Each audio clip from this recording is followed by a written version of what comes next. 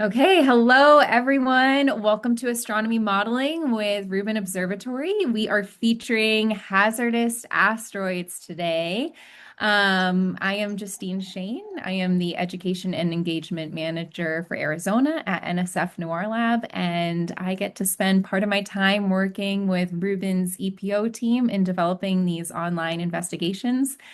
I think this is our eighth webinar that we've done with AMTA, and hopefully not the last. There's more good things to come. And I'll turn it over to Ardis to introduce herself. Hi, everyone. I'm Ardis Herrold. I am the education specialist at Rubin Observatory and really happy that you're here joining us. It's nice to see some familiar names, and we'll turn it over to Dan. Hey everyone, I'm Dan Peluso. I'm currently teaching at Griffin Academy High School, but starting in the fall, I'll be assistant professor of astronomy at Los Medonos College. I've been working with astronomy modeling for a while, and also with the Rubin Observatory education team for some time now too, and excited to explore hazardous asteroids with you today. Great. And I just want to give a special shout out to Claire Higgs, who's the astronomer on the Rubin EPO team. Claire, did you want Hey to Claire. introduce yourself real quick? Hi, everyone. I'm just joining, supporting the team. I'm releasing Hazardous Asteroids. I'm the astronomer on Rubin's Education and Public Outreach team. Great. Thanks, Claire. Yeah, so you have a lot of us here to support you through your experience today. Feel free to chat us if you need anything or just unmute yourself. But let's get to know you. I know this is such a small group. Feel free to just write this in chat. We like to get to know our audience. So feel free to let us know where you are located, what's your current role, what grade levels do you work with. We are so excited that you are here. And then we are recording this for those of you who couldn't join us live today. And what's so great about this being a small group, we are prepared to get rid of any kinks that we have with this webinar because we have an even bigger webinar coming up June 23rd, where we will be releasing hazardous asteroids to the world. And we hope that you can all join us for that webinar as well. Okay, I'm going to turn it over to Ardis. So again, introduce yourself in chat. We want to get to know you. Okay, thanks, Justine.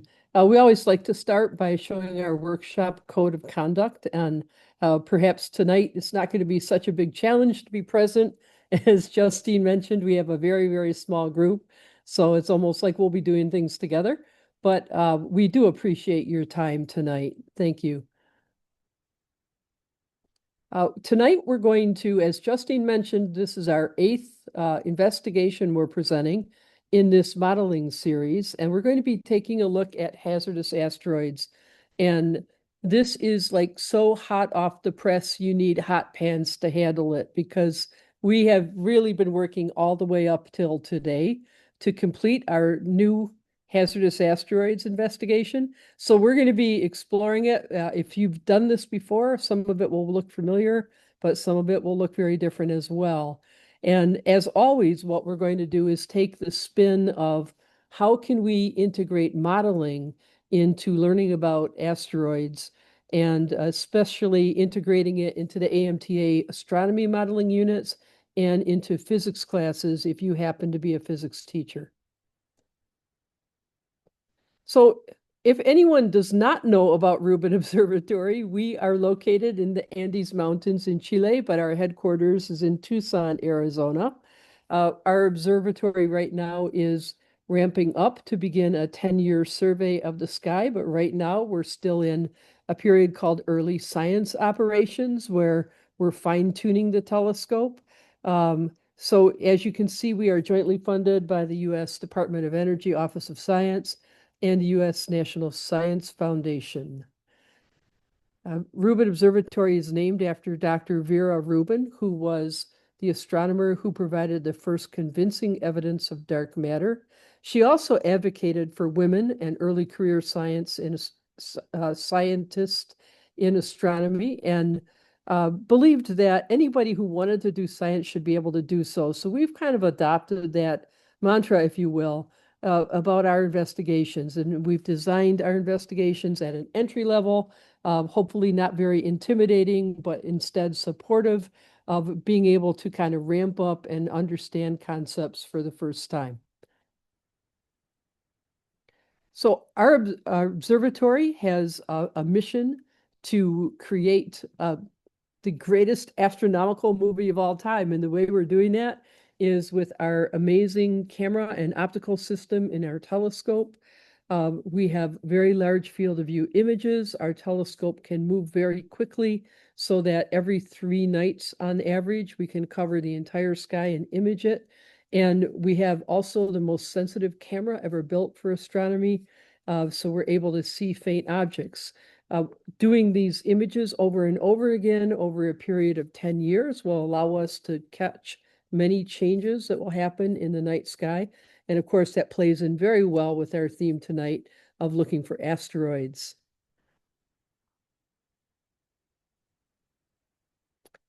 To give you a sense of scale for how many asteroids we may find, take a look at the graphic on the right. And so this is in one Rubin image, which is taken in 30 seconds of time, that we expect to find around 400 solar system objects in every image that we take on average. Now, if you think about the fact that we're going to be imaging the sky every 3 to 4 nights for 10 years, in that period, it's called the Legacy Survey of Space and Time. We are predicting to find about 5 million new solar system objects. Of those objects, almost 90,000 will be near-Earth asteroids, and those are the ones we're really focusing on in the investigation tonight. We have 7 investigations ready for you right now. They can be used immediately. They are all free. They are all online. And we hope you, after doing hazardous asteroids tonight, if you've not tried any of our other investigations, we invite you to do so. So we'll give you a link later on to explain how to find everything on our website. But let's go ahead and dive in. All of our investigations are designed for the intro-level astronomy student, and we find that they work well all the way from gifted students in middle school through the introductory college Astro 101 classes. You can use them in an online format, or you can use them in person. We really love the aspect of collaborating in person and encourage people to work in teams when we are together in a room, but they work well either way.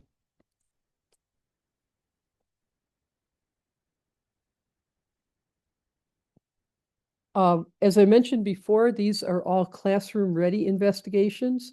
So what's great about that is it requires on your part as an educator very little time to get this set up, implemented, and distributed to teachers.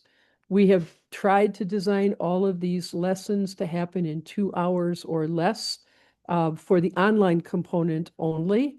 But we also provide a variety of supplementary and support materials for you so you can go deeper into this investigation, or as Dan will no doubt talk about later, other ways that you can tie it in to the AMTA activities for asteroids and be able to put these all together. The Spanish version of our investigation is live as well. So if any of you teach Spanish-speaking students, experiment with clicking the language link today and you'll find it. There are a few materials in Spanish that we still have to translate and get on the website, but the investigation is completely there in Spanish. And so, again, we invite you to try them out, all of them totally free. Every one of our investigations uses authentic data, and because our telescope is just getting ready to begin the survey, we have been using data from other surveys and telescopes. In this case, we're using authentic data from the IAU Minor Planet Center, which is exactly where our Rubin data will be flowing through as well. It's just that we haven't quite had enough time to get enough Rubin data through the Minor Planet Center to incorporate it into this investigation, but be assured that will be happening very soon. Okay, All of our investigations are also designed to support the next generation science standards with the three-dimensional learning design. And here you can see our three-dimensional learning statement. This investigation in particular has a special focus on using math and computational models to look at asteroid orbital properties and sizes, and to think about the physics behind orbits and how these asteroids will interact with each other and other solar system objects. If you are teaching earth science standards in a physics class, for each one of our investigations, we have this table that explains where you can integrate the earth science standards into the physics courses that you're teaching. So we encourage you to check that out if that is helpful for you. And because all of our investigations are designed as standalone lessons, meaning that it's not part of a 2 or 3 week curriculum that you have to follow in order, we always include a set of prerequisites. And in this case, being familiar with Newton's laws, with the law of gravitation, and astronomical magnitude scales is very, very helpful. Optionally, we are going to be doing some math in this investigation. And one of the things we recognize is that students often struggle with learning how to calculate a percentage on a calculator and then correctly report it as a percentage. They also often struggle with comparing fractions. And so sometimes, they kind of get it backwards, thinking that a quarter is bigger than a half kind of thing. And so this is just something we want to make sure you have an awareness of going into the investigation. It might be something you want to review with students either as they first encounter it in the investigation or perhaps beforehand. We do have one other solar system investigation, and if you are planning to do both, we recommend that you begin with surveying the solar system, which gives a great overview of all the classes of small bodies in the solar system and classifies them by their orbital properties, which we take that theme of orbits into this investigation, hazardous asteroids. Okay, and now I'm going to be turning it over to Justine. Thanks, Ardis. So I just put a link in chat, and if you could open that link up, your page will look like my slide here. Let us know if you're having any issues opening that link up. And we do this for all of our workshops. Instead of navigating the website with you to get to each document that we're going to introduce, which will take up a lot of time, we just wanted to put all of our links in one place. So we call this the links document. At the very top of your links document, it takes you right to the hazardous asteroids investigation. And then you have other useful links as well. So I'm going to start to introduce other resources that we have available to educators. And if you're interested in digging through those, you can just by clicking on these links. Everything is also available on our website. And towards the end of our webinar today, Ardis will maybe have some time to walk you through some of the education pages. So in case if you misplace this links document, everything's on the website, so you can get it there. But as Ardis has mentioned, we have our hazardous asteroids investigation, but we also have materials available if you want to extend the learning or provide them with your students with other assessment opportunities. So the investigation will take about an hour and a half or 2 hours to do with your students. But if you wanted to extend the learning over a week, you could provide students with a pre-test, post-test to help measure gains. This is just a quick snapshot of what that looks like. It's usually about 10 questions or less, and then it comes with an answer key as well. And then we've broken up each question to show which part of the next generation science standards, like which element it covers. We have a phenomenon activity. I'll get to that in just a second. We have the investigation that you would then introduce to your students after you engage them with the phenomenon. And then to support learning during the investigation, there are formative assessment opportunities. So we do not recommend that you just plow through the investigation, which is like 50 something questions with your students. We recommend that you stop, make sure that the whole class is with you before you move on to a new section in the investigation. Again, I just said that there's about 50 questions, and that can be overwhelming. You're like, I do not have time to grade 50 questions. So we have a document called the Key Assessment Questions, which Ardis will preview with you later on. This just it gets to like the main learning concepts or outcomes of the investigation, and it shows you which questions that we want you to focus on. And if students are demonstrating understanding of, let's say, question 26, then that means they understand that concept and you don't have to go back and grade the other questions.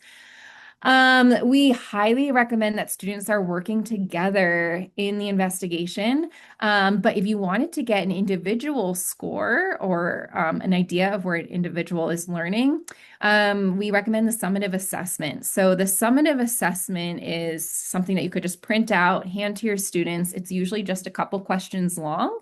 And students are applying the skills that they learned in the investigation into the summative assessment, and it comes with a scoring guide. Ardis will highlight that later. The Hazardous Asteroids summative assessment has some great modeling opportunities built into it. And then we put post-test as number 5. So again, you can also measure students' understanding by looking at what they learned from the pre-test to the post-test. The items listed in this teal color, they are assessments.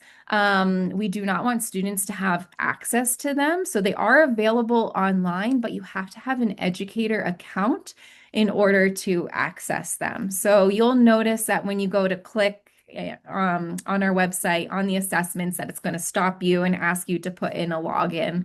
And if you don't have one of those logins already, we highly recommend that you make one so you have access to the other assessments for, say, surveying the solar system, another investigation.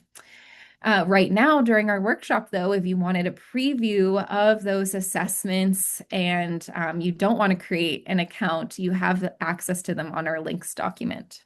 So one of the perks of attending our webinars. All right, let's get into the phenomenon activity. So before you introduce the investigation to your students, you know, we're high school teachers here, middle school teacher as well. You want to engage the students and you want them to have something that they want to figure out so that they get into the investigation. It's driving their learning. We want to make this a little bit more student-centered. All right, so for the phenomenon activity, it's just a suggestion. You can start by hooking the students' interest by showing them one of our latest videos called A Swarm of New Asteroids. So this was released with Rubin's first look about 1 year ago. So I'm going to start by playing this video for you, and you're just going to watch.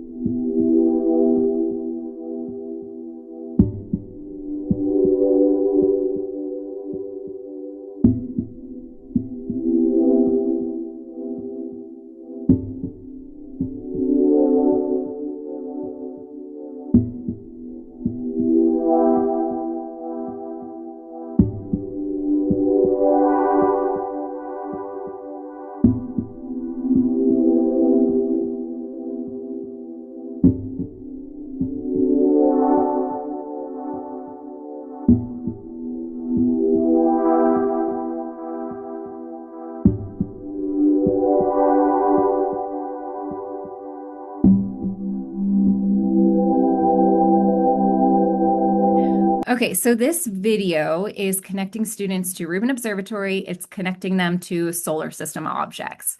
In particular, the video is highlighting Rubin's ability to detect small solar system objects that are orbiting the sun, and it's doing that over 7 nights. So that's what we're seeing here, just some 7 nights of initial discovery by Rubin. And the orange objects are near Earth objects that Rubin has discovered. Let me just play that again.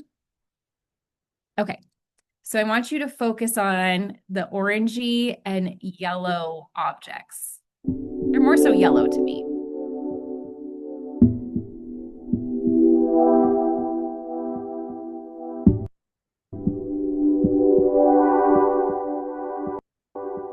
Okay, they're hard to find, so I recommend when you're playing it in your classroom, you pause the video, or you can provide students with a link to the video. But they see mostly these bluish teal asteroids, but then there are a couple of the yellow ones, and that's the one that you want them to focus on.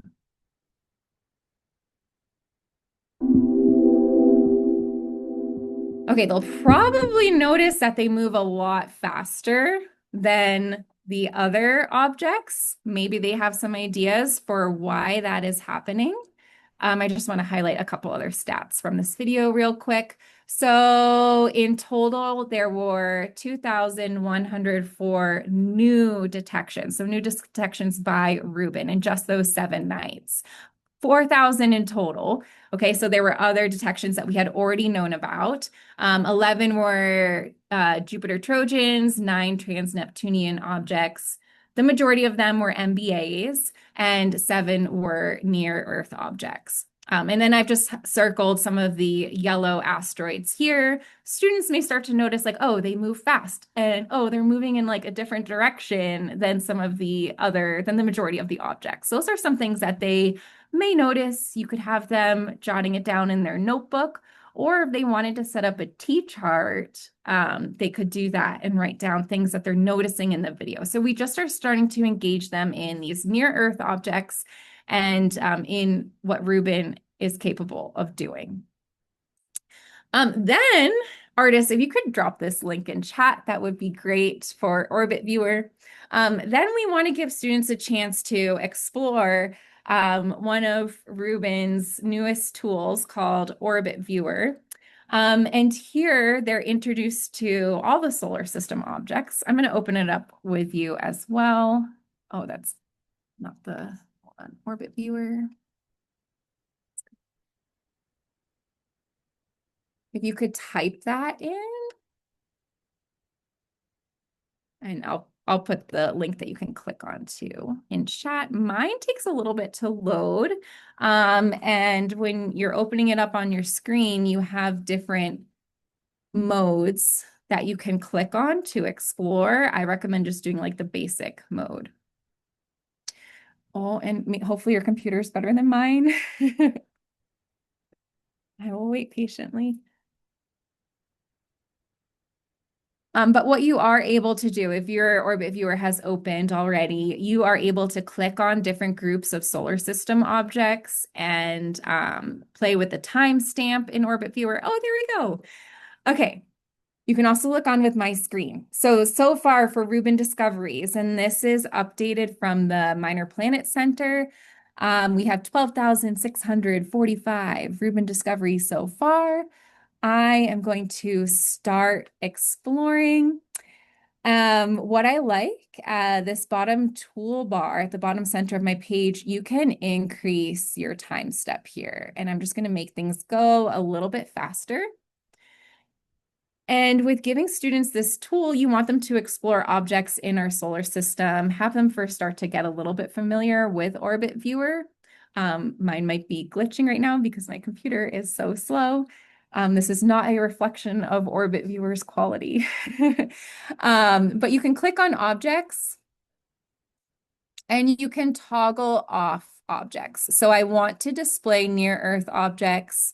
It's up to you if you want your students to also view the main belt asteroids. I'm just going to hide them.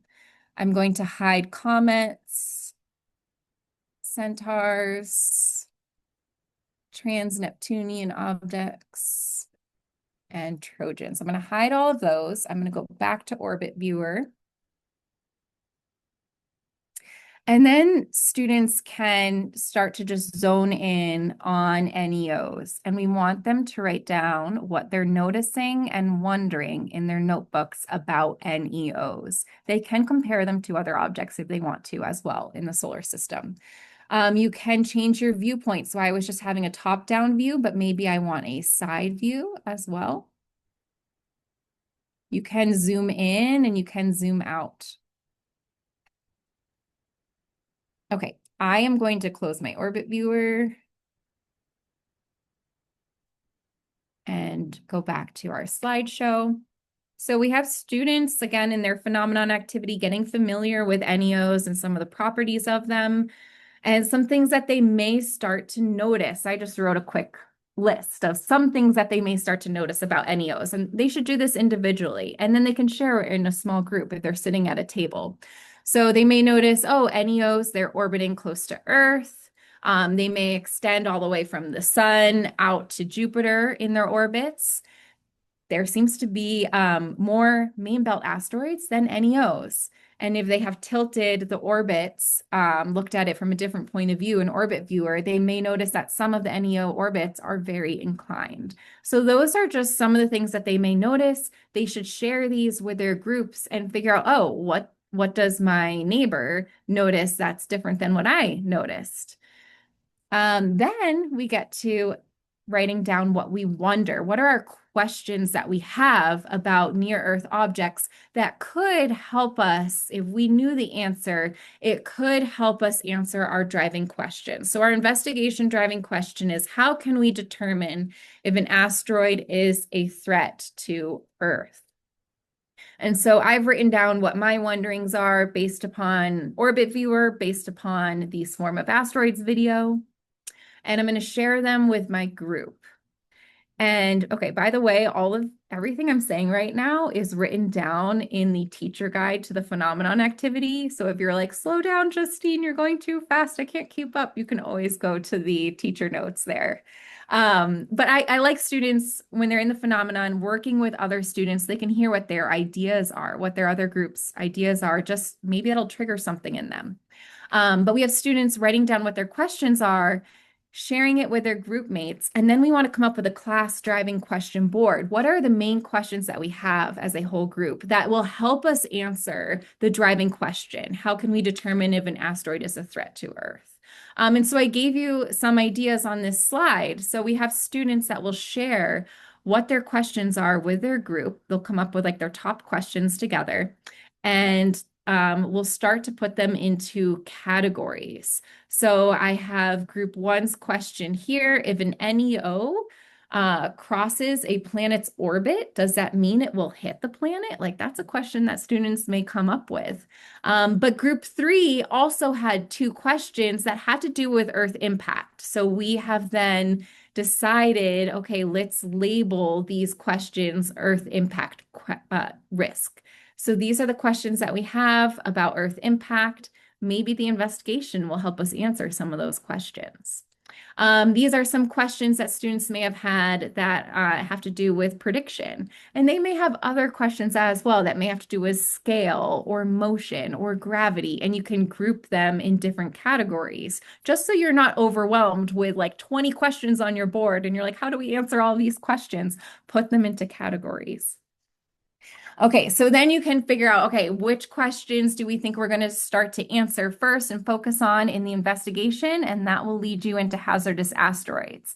When you get into the investigation, there are certain points where you can stop, and we've labeled these as checkpoints, and you can do formative assessment with your students, and you can connect back to the phenomenon, go back to the driving question board, and see which questions can you answer based upon what you've done in the investigation. Now, you're not going to be able to answer all of these questions with the investigation, so you could encourage students to do some research on their own after the investigation, but you've given them some tools already that they need to help answer some of these main questions that they have as the students. So the whole point of this phenomenon activity is to have them drive their learning, give them purpose as they go into the investigation. Okay, We're about to get into our investigation, but I want to talk a little bit more about some modeling opportunities that you will see. So we've already mentioned the phenomenon activity. That's where they're getting introduced to near-Earth objects. They've started to ask their own questions. These are all themes in the modeling cycle that we have. During the investigation, students are going to be working with a modeling tool called an orbital, we call it an orbital sim, where they're able to look at some possible orbits of asteroids and help refine these possible orbits to determine what is the impact risk of these asteroids. They're going to be using these models to analyze and interpret data. And then by the end of the investigation, they're able to engage in a student debate and help decide based upon evidence which asteroids may be the most concerning and construct their own explanations. So that's the goal by the end of the investigation. Justine, can I add a couple things? Yes. Two things I wanted to add. First off, I just got a brand new idea for great modeling activity that could be done from what you just shared with us. And the second thing is about the simulators. So first, those of you that aren't familiar with the modeling instruction pedagogy through AMTA, Justine pointed out that cycle on the top right. And what we often do in our classrooms is we have students work in small groups, and they have a large whiteboard in their small groups of 3 to 4, and that whiteboard is about 3 by 4 feet in size. I thought it would be a great way, and you could probably spend a whole class doing this. You introduce the phenomenon. So if you notice on that diagram that Justine pointed out, it says observe phenomena, and that's exactly what we just did. And there's this great phenomenon you can look at with this amazing video from the Rubin First Look that shows the asteroids moving around. But then you also have this orbit viewer. What I would have my students do in a modeling classroom, I would actually have them, they would see the video, we'd have a little short discussion, but then I'd launch that orbit viewer to the students in groups, and I'd actually have them go ahead and draw exactly what they're seeing, just like Justine put up on the screen. And they'll draw that on their whiteboards, and they'd have that on their whiteboards, and then they would put that notice and wonder there. Maybe you would ask them, what could you predict? What could you measure? Because in modeling, we often want to actually to measure and to try to make predictions to develop that physical model of science that we're working with. And I think you could spend a whole class doing this. And I think it'd be really engaging for the students. After the students did their whiteboards, you'd stand in a circle, and you'd have each group hold their board up. And in a circle, everyone would go around and share what they did. And that would have some really rich discussion.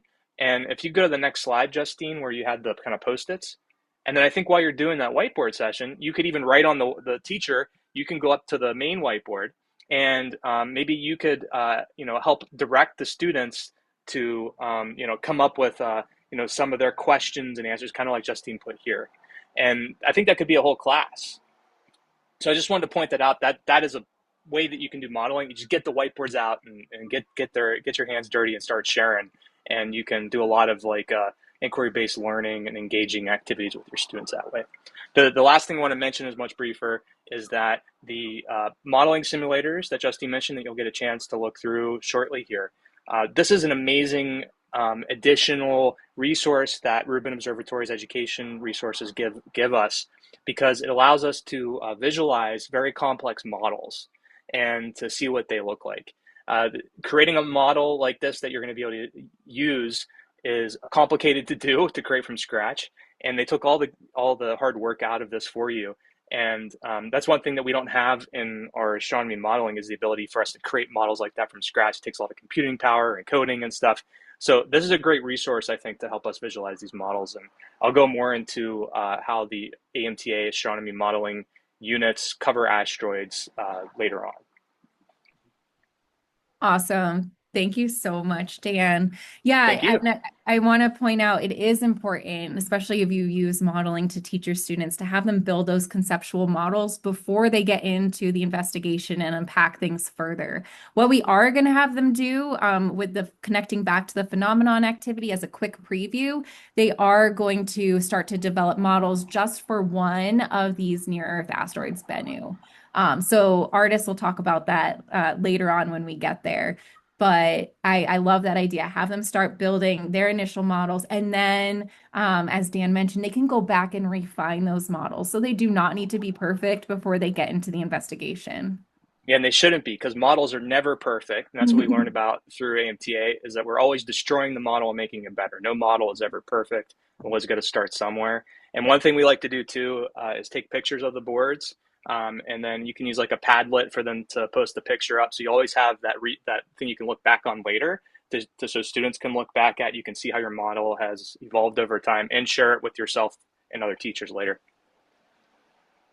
Great.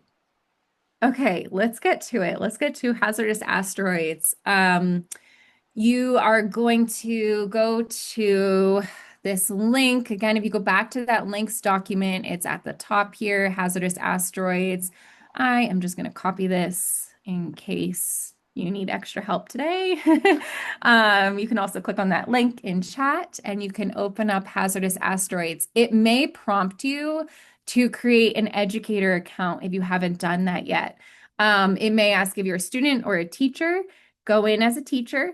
What that gives you the ability to do is just move from page to page of the investigation without typing in answers. We recommend for this webinar that you do type in answers, so you generate your own answer key. But say a student is stuck on page 13, it allows you to quickly go to page 13. Whereas for our students, it does not give them that ability to go to any page in the investigation. They have to answer all the questions on that page before they go to the next page. What student accounts do is it does save their work as they go along. So we do recommend that your students create accounts. So create your account and then you can start your investigation via logging in. I'm doing that right now.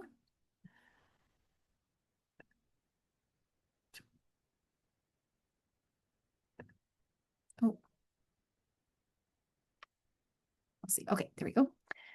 And I just want to point out a few features to you. So the first page is always an introduction page, giving you a little background of the content that they're going to be learning about in the investigation. It also sometimes lets them know, like, we're standing on the shoulders of giants, okay? Everything is not magic. There are people before us that have paved our way to where we are now.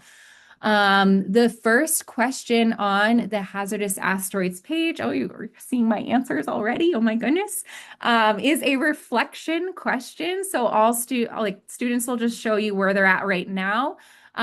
You may notice it's actually our driving question. And the idea is that students are going to build upon this question. So at the end of the investigation, we ask them the same question, and you'll see how their understanding has changed from the beginning of the investigation to the end of the investigation. So it's important that you let the students know they don't have to be right in their answer to this question. It's just a reflection. You can navigate between pages using these buttons at the bottom, going from previous page to the next page. The table of contents on the right side of the page has a little progress bar to show you how far in the investigation you've gone, how many questions that you've answered, and it lets you as an educator go to any page of the investigation. And then on the left-hand side, that's where you can select your language. So you can choose English or Spanish. And then something I'll point out now, and we'll probably have to point it out again, is if you want students to turn in their work, you can click on Review Your Answers. Their answer page will pop up. They scroll to the bottom, and they can either print it out, save it as a PDF, and turn it into you. Maybe you want them to email it to you. Maybe you want them to turn it into whatever your LMS is. Anything else, Ardis, that I need to point out? You might want to point out the pop out on the image. Yes. Yeah, this is actually really great for this investigation. That pop-out square will make the image nice and big for you. So definitely take advantage of that. Maybe we have a graph. You can make the graph appear bigger for you or a plot. So definitely take advantage of the pop-out square. Okay, we are just going to have you work in one breakout room.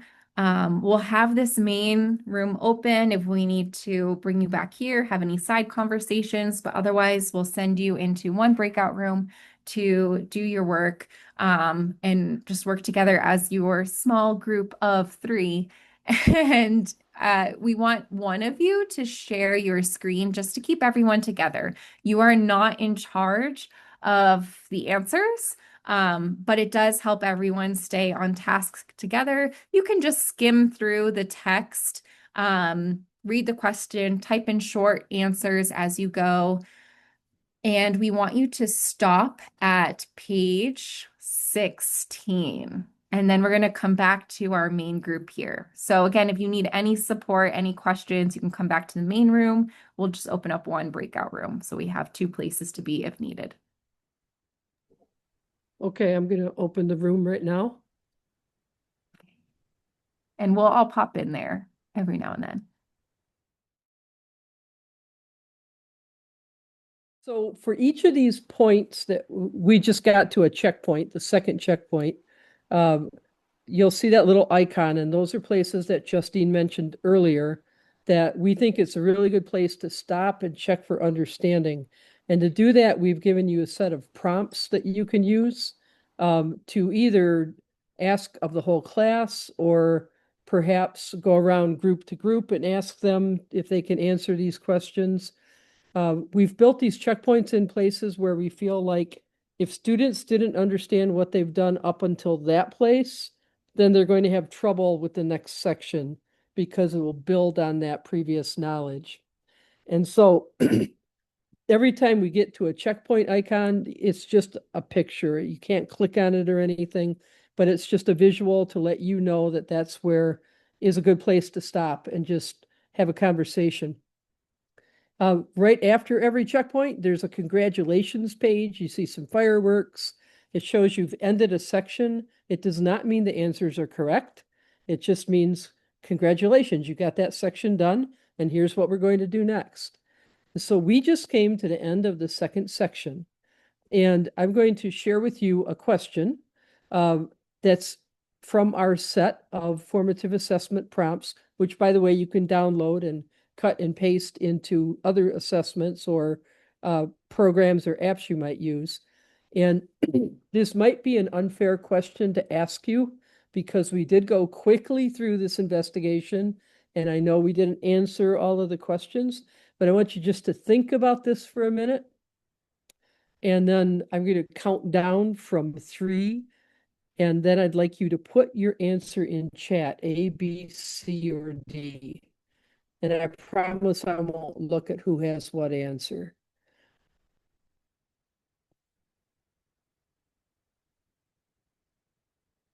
Okay, so after the first observation, and as we get through more observations, what we see happening is the probability trends will change. So what is the way it changes?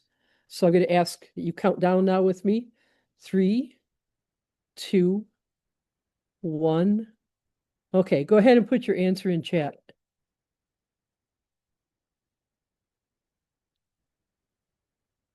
All right. So we got some different answers in here. Let's see. This is kind of a counterintuitive thing, and it's a little bit surprising to students as they first go through it, but it's a really important concept, and it explains some things about why you hear sometimes that, oh, it looks like there's something that's on collision course with Earth, and then there's a while that goes by, you don't hear anything else, and then they say, oh, well, we're okay. And that's because as you begin to eliminate those orbits we were looking at, those pink orbits, you eliminate the really bad ones first. But the possible orbits usually hang in there till the very end. And so what we usually see happen is it gets more and more likely to hit Earth before the probability drops to less likely. And that's kind of an interesting trend. And so for students who work through the numbers and they came up with the percent probability for each of those pages, they'll see that trend mathematically play out.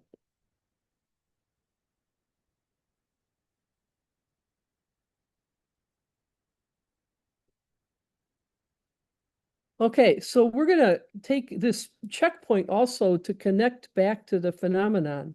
And in the phenomenon, in the beginning, we asked some questions about modeling Bennu's orbit. And then, as you saw, we went through that second section. We were trying to figure out, well, could this thing hit Earth? What's the probability? What should happen? And so we start with a basic model of Bennu and Earth crossing orbits. And then we start thinking about the encounters and the impact probability. And then at the very end, we also have a summary revisiting the phenomenon, which goes through, well, why should we continue to monitor Bennu? And we haven't developed that part of the investigation, but we're going to get there now. Ardis, do you mind if I add something real quick? No, absolutely not.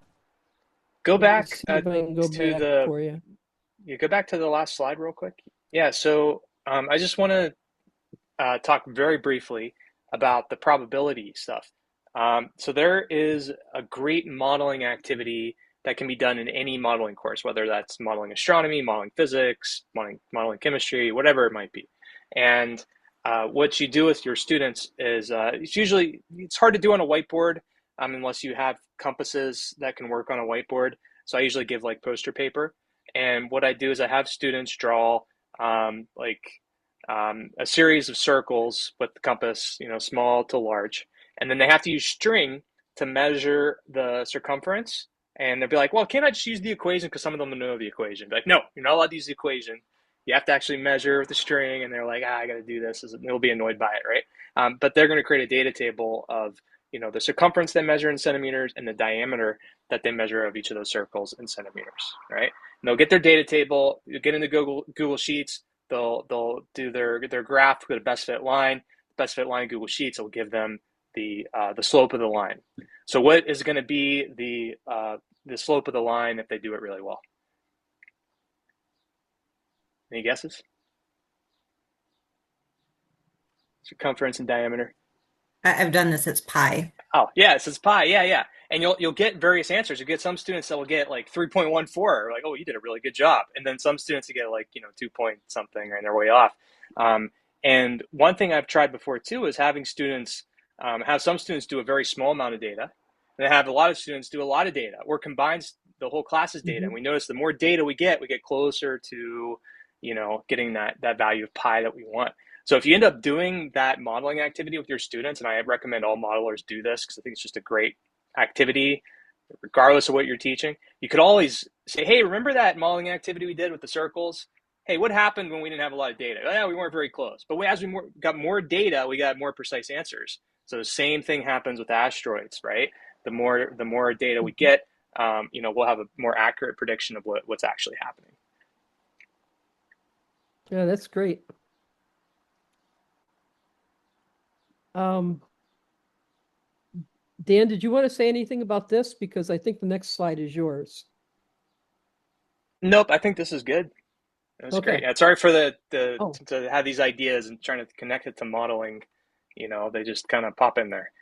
No, I'm sorry. This slide is one that Justine built, and I wanted to just give you an introduction to the very end of this investigation, and then maybe give you like 10 minutes to look at it and do a little bit more of it, because it'll make more sense to you if you play with it a little bit. But we've been modeling the orbits of asteroids because it's really important for us to accurately determine the asteroid orbit as one of the factors about whether or not the asteroid is a threat to Earth. But the other factor has to do with the size of the asteroid also. And then there are other factors that might play in, as you see the chart on the lower left, like out of a range of years, how many times might an asteroid hit Earth? What's the probability of it, and what year might it be? So all of these are factors that build in to the investigation. So what I'd like to do is give you a little while to go back to the breakout room, um, no more than 10 minutes. And let's just take a look at the last part of the investigation to get the flavor of it. And then we'll come back together, and Dan and I have some things to finish up with you. Okay, so I will open the breakout room again, and I'll meet you there.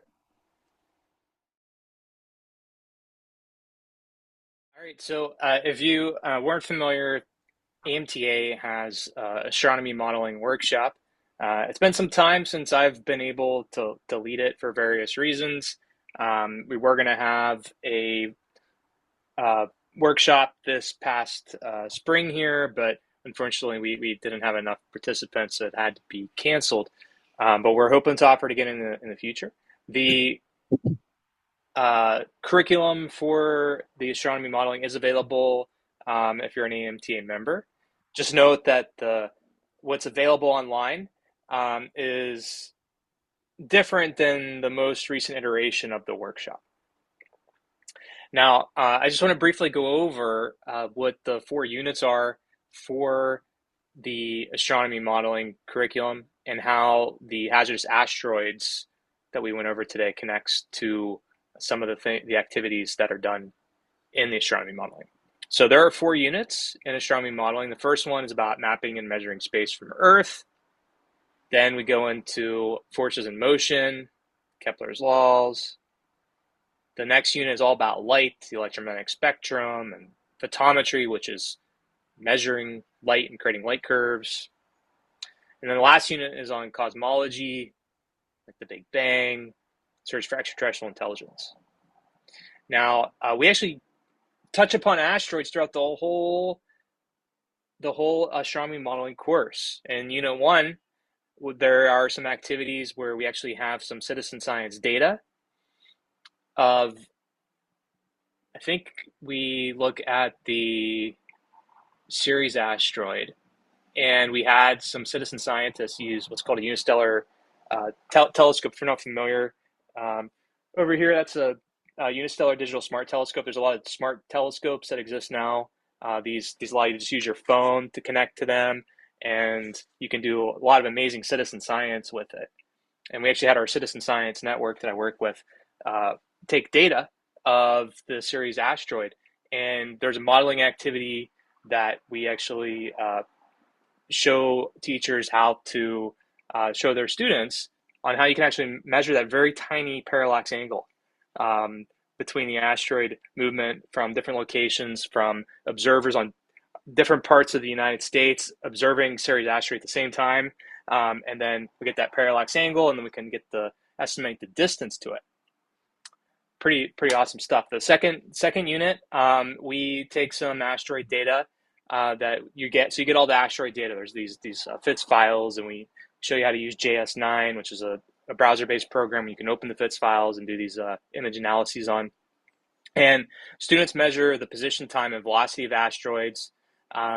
They applied the Pythagorean theorem to the asteroid movement across a digital series of images. And you actually get the pixel distance from the Pythagorean theorem by doing some little math application, converting the plate scale, the velocity and angular size. So we get into some pretty kind of advanced astrophysics stuff, but it's totally doable. We've had middle school students do this kind of stuff too. The third unit, we have modeling asteroids with photometry. So again, we measure create a light curve of asteroids. So we can measure the brightness. Hey, that plays into the albedo stuff. And the absolute magnitude. In order to get that absolute magnitude, you first have to get the apparent magnitude. So that's something you could kind of do in a modeling activity. And then the final unit, we talk about the potential for life elsewhere in the universe and applying the famous Drake equation. And this is getting a probabilistic estimate of the potential of life. And as we know, asteroids can cause mass extinctions. So I bring up this idea of asteroids again in that final unit. Teachers and students actually create a model of the Drake equation. So that's just kind of a quick preview of how asteroids go into the unit. If you go to the next slide, Ardis, we'll talk about something else that's pretty cool. If you haven't heard of NASA's DART, was a double asteroid redirection test. Did I get that right? Yeah, okay. So NASA crashed a spaceship, and I think, was that Tori you were mentioning? You joked that they might, Bennu might be mad at us. Or this was asteroid Didymos that we impacted too. So Didymos is also mad at us because we crashed into it, right? But this was an awesome achievement to showing that we can actually redirect an asteroid by this transfer of energy. And I saw this on the slides that Ardis and Justine put together, and I was like, oh, I want to share this cool potential modeling example. Now, there is not a modeling activity that exists around this, but there could one day. But the idea is there. What happened in 2022 when this happened is this was only visible, observable from the southern hemisphere. And we don't have that many observatories in the southern hemisphere. Professional telescopes are often overbooked, and maybe they can't get things. But our citizen scientists that I work with through the SETI Institute, we were able to use these smart telescopes, and on the Reunion Island and in Africa as well. So a picture there is of Susan Marabana.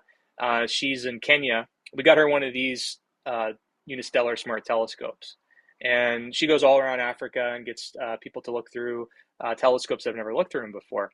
And her and her, the people she was with were doing a star party, and we had told her about this, ahead of time, like, hey, while you're doing the star party, can you put in these coordinates and see if you can catch the NASA spacecraft that's going to impact into an asteroid?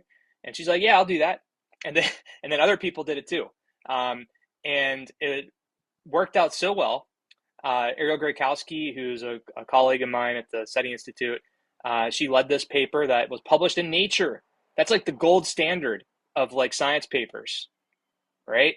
So I'm a co-author on this. I could say that I've been published in Nature. I didn't do that much work on it, but I'm still on it. It's awesome. But the point is we had these citizen scientists from around the world that were just collecting data, and they were basically they were creating a light curve. You can see I pointed out the light curve there, next to the paper. And you could imagine that this could be a modeling activity. It could, and this could be something that you involve your students with actual observations.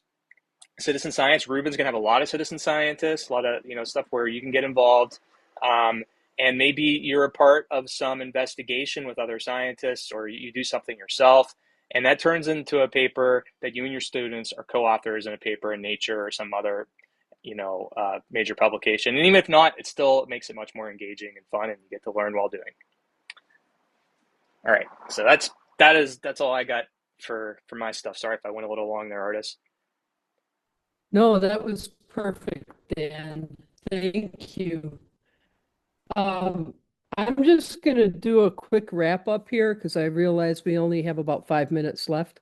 But I know also that a number of you on this Zoom meeting tonight have been with us before, and you're familiar with our setup for our Rubin investigations. So I just wanted to point out to you that we have a summative assessment that can be downloaded. The summative assessment is very different than the pre-test, post-test, because instead of it being multiple choice, it's all open-ended. It's sketching, it's calculating, it's writing out answers. And so, as Justine mentioned earlier, if you want to get a grade that's not a group grade on this investigation, because you might have 3 people working in groups and turn in one investigation, you can download the summative assessment or just take pieces of it if you'd like that and put it on different kinds of assessments that you do. It comes with an NGSS scoring guide that you can use if you wish. This is a snapshot of the student scoring guide. So we tell them ahead of time what we're looking at. And then the teacher scoring guide looks very similar, except it has samples of student answers for each level. The other thing I wanted to mention is you all were talking about that the meteors that came over Massachusetts and Michigan recently. you might remember the Chelabinsk meteor of 2013 in the early morning. Many people captured it. I guess you could call these citizen scientists because they were driving to work and they had their dash cams on. But if you think back about what we just learned about potentially hazardous asteroids, they have to be 140 meters in diameter to be considered hazardous. Look at what a 20-meter diameter meteor did, and it didn't even strike the ground. It actually fell into a frozen lake. And so 140 meters is a pretty good sized chunk of rock. And so the definition we've arbitrarily made for hazardous asteroids is something that could take out a city instead of just do the kind of damage described here. Yeah, and the Chelyabinsk asteroid, even though it was only 20 meters, there's still 1,500 people were injured. But another thing you need to consider about that is the angle of inclination that impact came in. It was a really shallow angle, so a lot of energy was dissipated around that horizontal against the atmosphere. If that came more direct, then maybe that was 1,500 people that died instead of got injured, right? So, that 140-meter, hazardous, it was a little bit arbitrary, like Ardis said. You could have something much smaller that could cause a lot of damage. And if you saw any of the videos from Massachusetts, it shook like the house. You saw dogs like running away, and like even had like the local like authorities like investigating, was there a bomb that went off? Like it was scary, right? So they could still cause damage even if it's not over 140 meters, and it could have devastating damage. Yeah, Depending on absolutely. things. And a lot of it has to do with where does it hit, Mm-hmm. So luckily that one fell in a lake, but imagine if it fell on a city instead. So Justine mentioned this. I'm also briefly going to go through this. If you just want to grade the money questions of the investigation, we provide this document called Key Questions, and we tell you which questions to evaluate. If students get these right, chances are they knew everything else. We also have an investigation answer key. We'll probably improve this, but right now, if you want to do the investigation yourself and then go look at the answer key, there is an answer key there that you can download under the assessments. Now, some of you know this because you already have an account, but you have to create a special assessment account to see these because we want to keep students out of them. If you need to do this, in the interest of time, I'm not going to show you how right now, but please contact me if you have any questions at all. I'd be happy to walk you through how to do this. We have citizen science projects. These are the ones active right now. And I just wanted to point out that Comet Catchers is a really interesting project. We're looking at things that are active asteroids, possible comets, or others. And so if you do any citizen science, that's a really good one to tie in to the Hazardous Asteroids project. We have professional development resources on our webpage. We're happy to set up a training for you or a local group of teachers. Just let us know. We also have a community of practice and a Facebook page.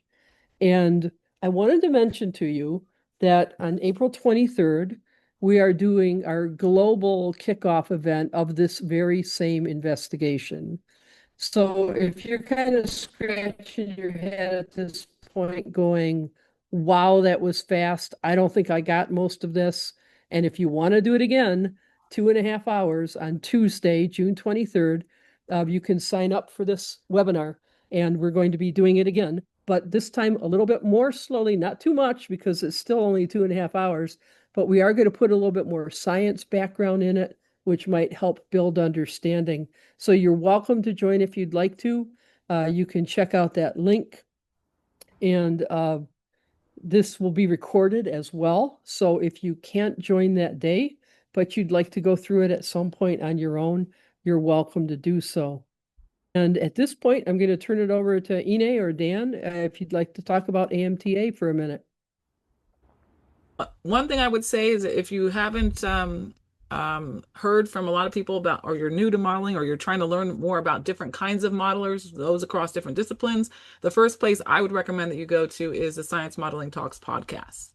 And we had our very first also administrator I asked if they could highlight administrator, because a lot of people talk about wanting to get support for modeling in their district or in their school, and having an administrator's voice in the table is very helpful. So that was episode 80. Definitely take a listen. That was a really interesting podcast episode. But otherwise, if you are a fan of social media, please feel free to follow us.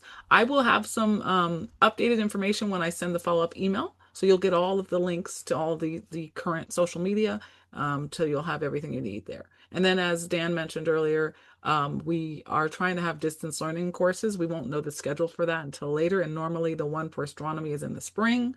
So we will let you know. I have a form that I'll put in the follow-up email that is for people who may be interested in distance learning, an opportunity to share which courses you'd like to see and which timelines, because we are considering some different ways of approaching distance learning as well. Okay, and I think these are just the links about following. Oh, that's the actual current slide. But still, Okay. no, not Great. quite. Still off. Okay. Either way, it doesn't matter. Just follow us. I will send everything to you. And then the other thing I will send you, so you have it, you don't have to look for it, is a survey, which you can just kind of provide some comments about this this experience, as well as if you need a certificate. A lot of people need certificates for continuing hours. You can request that there. So I just wanted to point that out. For the AMTA survey, you can request a certificate through that. And if any of you are interested in filling out our workshop evaluation, even though you are a small group, you are very valuable to us, because you are the very first humans that have worked through this investigation. So any of your feedback is really helpful to us, either on the investigation itself or on any of the support materials. So thank you very much for coming tonight. And I think it's a wrap. Yes. And I always send out your survey along with the AMTA one, so people can provide input on both. And I'm putting them in the chat too, just Yeah, so you have it. If you want to do that real quick while it's fresh in your mind, Mm-hmm. the AMTA and the Rubin evaluation. Yeah, thank you, NA. Thank you, Ardis, and Justine had to leave a little early, but thanks, Justine, and thanks, Claire, for joining us, and most of all, thank all of you for coming here at the end of the academic year and spending time with us and learning about hazardous asteroids and giving this a shot. So let us know how it works out. Okay, well, thank you for putting the links in chat, Dan, and Mm-hmm. thank you, Ine, for running it tonight, and thanks all of you for joining us. We really appreciate it at this extremely challenging time of year.